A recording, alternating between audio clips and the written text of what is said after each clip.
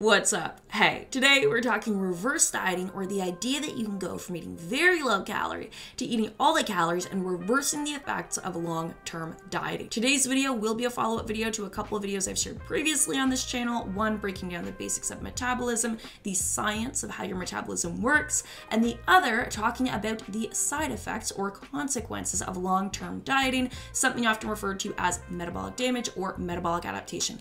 I'll link those down below. If you follow me on Instagram, we've been doing a lot of metabolism talk lately, so this will be an extension of a conversation I had with a friend of mine, Elena. She's a registered dietitian who works on women's health, helping women stop binge eating, find balance with food. Lots to go through today. But first, I want to say a huge thank you to Seed for partnering with me on today's video. Seed is a daily symbiotic. That means it's a 2-in-1 prebiotic and probiotic that I've been using for the past several months to help support my gut health as well as ability to eat more calories. If you've been keeping up with my fitness journey this past year, you will know that one of the big changes I made was from training for appearance to training for performance. With this, I have been training like an athlete, eating like an athlete, and one of the biggest struggles I've had is eating enough calories, especially if you have a history with dieting of chronically restricting your food intake. It's not uncommon to have sensitivities, to struggle with bloating, to struggle with motility, or how quickly things move through and out of your body, which can make it discouraging to actually eat enough calories to support your body's needs, because you're always trying to figure out, am I hungry, am I craving, am I bloating, like what the heck is going on inside my body? So what I love about Seed is that it's easy to incorporate in any routine. You literally just have a couple capsules first thing every morning.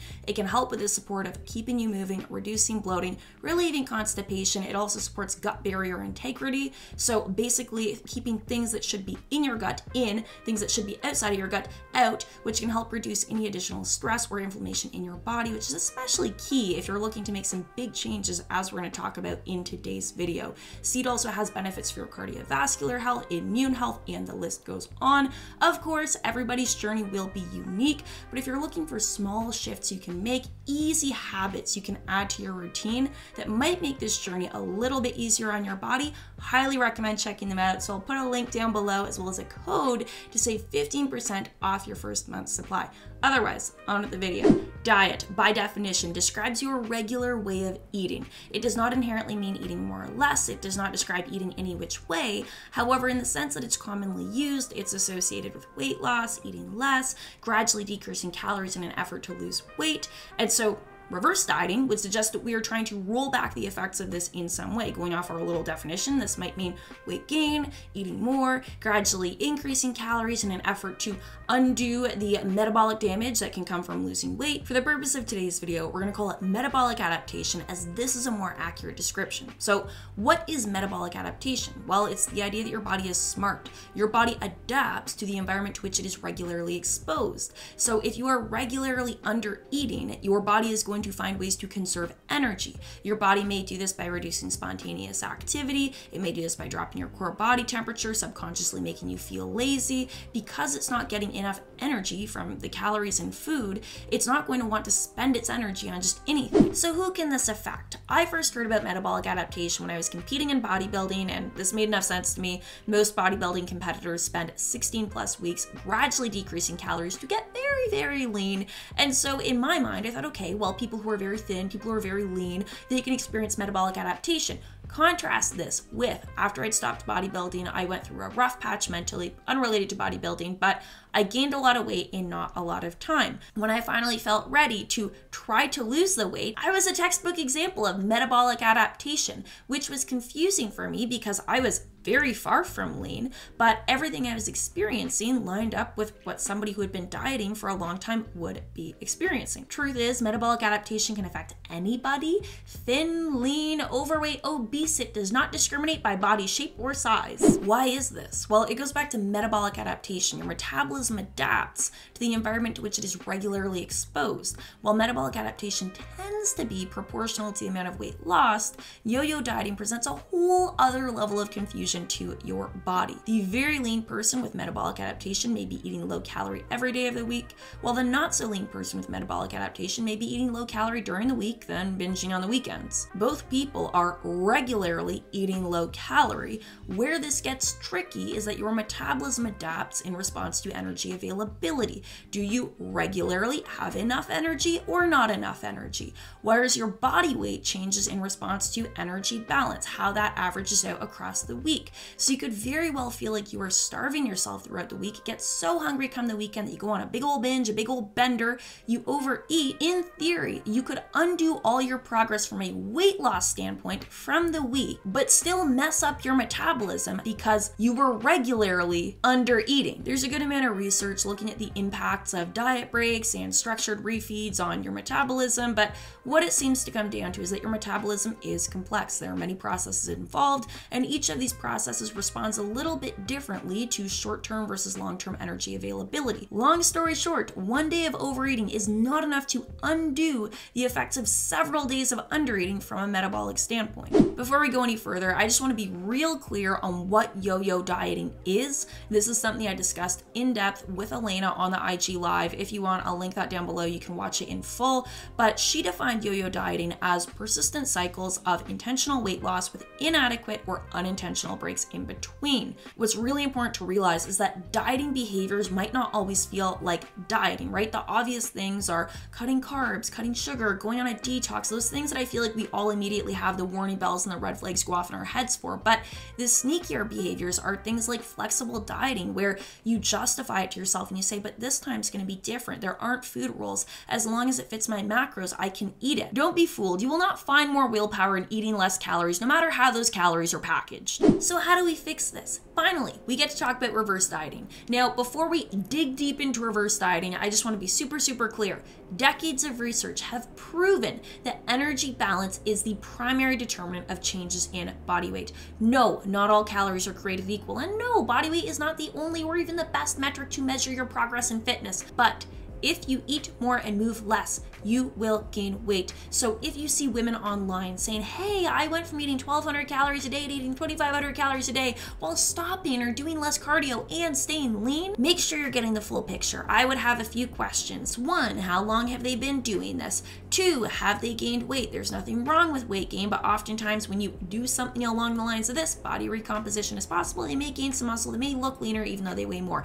And 3, even though they may have stopped or cut back on cardio, have they replaced that with activity in other areas of their life? Have they taken up weightlifting? Have they set a step target? These are all important questions to ask, not because these people are lying or intentionally being deceiving, but things may not always be as they seem, and it can be discouraging depending where you're at on your own journey. I know when I was struggling to lose weight, I saw transformations like this that I knew should have been inspiring. I should have been rooting and cheering for these women, but I was already feeling pretty bad about my body, and so seeing things like this, these women who were able to eat so much more and do so much less cardio, and here I was, I look at a carb and I gain weight, it just reinforced that narrative I had in my mind of, well, I must be the anomaly. There must be something wrong with me. Truth is, I wasn't seeing the full picture. When it comes to reverse dieting, there are 2 popular approaches. The first involves gradually increasing calories. If you track macros, these increases often come from carbs around the order of like 50 to 100 calories worth of carbs per week, only increasing if your weight maintains or visual leanness does not change. Different people go about doing this in different ways, but the idea is that it is very controlled, often harder feeling than the diet itself, and the goal is to increase calories while staying lean. The second approach involves immediately raising calories to at or above maintenance, and the focus is on reversing the effects of dieting as quickly as possible. This is a much less controlled approach that does not require calorie or macro tracking, and the focus is on diet recovery. So we're at a bit of a fork in the road. Do you want to focus on body composition in the short term, or do you want to focus on reversing the effects of dieting in the long term? For the purpose of today's video, we're going to focus on reversing the effects of dieting in the long long term, aka not doing those really small calorie increases week after week. So how do you start diet recovery? Well, you stop dieting, you stop trying to burn more calories than you consume, you stop trying to ignore your hunger and cravings, and you let your body reach a settling point. It really can be that simple, but simple does not mean easy, and this can be a very difficult journey mentally. A way I like to think about it is, say you have a broken leg. Sure, you can keep trying to walk on the broken leg, you're probably going to be in a lot of pain, you're probably not going anywhere very fast, you may even make the injury worse, slowing yourself down even more. Or you could take some time off, let your leg recover, then when it's feeling better, you can walk wherever you want, however fast you want. Just because you can't see what's going on inside your body doesn't mean it's not happening. And I think a question that's important to ask yourself is, are you really willing to sacrifice your mental, hormonal, and metabolic health? Or are you willing to take responsibility, take the time for recovery so you can go out there and live life more fully? You can always get lean, you can always change your body, but it's going to be so much easier when you are feeling good mentally and physically. I could tell you to track calories, I could tell you to not track calories, I could tell you to eat a specific amount of calories, but that would not be responsible of me because I do not know about your journey. I do not know how much recovery you need mentally or physically, and this is something that Elena really emphasized on the live stream. While her clients tend to be women who have reached the extreme ends of this spectrum, they are suffering from disordered eating symptoms, often missing periods, binging, things of this nature. Not everybody is there, and not everybody's going to need a fully unstructured, eating completely freely approach. Stopping dieting is going to look different for everybody. If you are really struggling and you suspect that you might be starting to cross that threshold into disordered eating, or you feel like there's no way that you can work with your body, I encourage you to get professional help, right? That's outside of my scope of practice. I can't help you with that. What I can help you with, though, is showing you all of the benefits that come from diet recovery, from reconnecting with your body, from working with your body, giving you that info so that you feel empowered to make the best decisions for your body. So what happens when you stop dieting? Well, you may gain weight, especially if you are coming from a place of dieting for a very long time, fixating on food, constantly having cravings. When you give yourself permission to eat, you're probably going to eat more because your body needs that energy. So you may gain weight at first. However, as you settle into a more regular routine around eating, things tend to level out. There are two main theories explaining why: the set point theory and the settling point theory. The set point theory is that your body fat is set like a thermostat. There's a preset amount of fat you're meant to genetically have, and if you try to alter this, your metabolism, hunger, and body's inner workings will try to bring you back to that set point. While this is a convenient theory, there are many things that this cannot explain, namely the increasing prevalence of obesity, because as per this theory, there should be feedback mechanisms that prevent people from getting to the point of obesity. Enter the settling point theory, which suggests that your body weight will settle at a certain point depending on your environment, where your environment is influenced by the availability of food, the type of food, and lifestyle or daily activity requirements. The increasing prevalence of obesity has been partly blamed on the obesogenic environment seen throughout so much of North America. Portion sizes have gotten larger, food has become more available than ever, food has been literally engineered to be hyper palatable and bypass your body's natural hunger and fullness cues. Jobs are more sedentary. However, part of what's made humans so successful as a species has been our ability